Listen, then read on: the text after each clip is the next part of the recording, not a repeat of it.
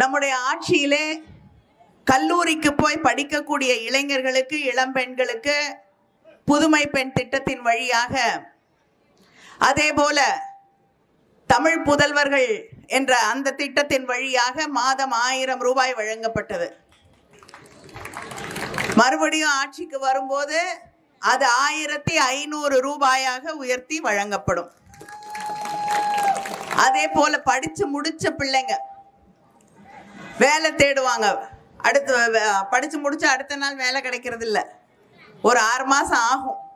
6 மாசம் அந்த பிள்ளைங்க கஷ்டப்படக்கூடாது, மன சோர்வடைந்து விடக்கூடாது என்பதற்காக 6 மாதத்திற்கு அவர்களுக்கு நான் முதல்வன் திட்டத்தின் வழியாக தன்னுடைய திறமைகளை வளர்த்து கொள்வதற்கு வாய்ப்பையும் உருவாக்கி, அதே நேரத்திலே அவங்க இன்டர்வியூக்கு போனோம், வேற எதுக்காவது செலவிற்கு பயன்படுத்த வேண்டும் என்றால் அவர்களுக்கு படித்து முடித்து 6 மாதங்களுக்கு 1500 ரூபாய் வழங்குவேன் என்று உறுதி தந்திருக்கக்கூடிய முதலமைச்சர் நம்முடைய முதலமைச்சர் அண்ணன் தளபதி அவர்கள்.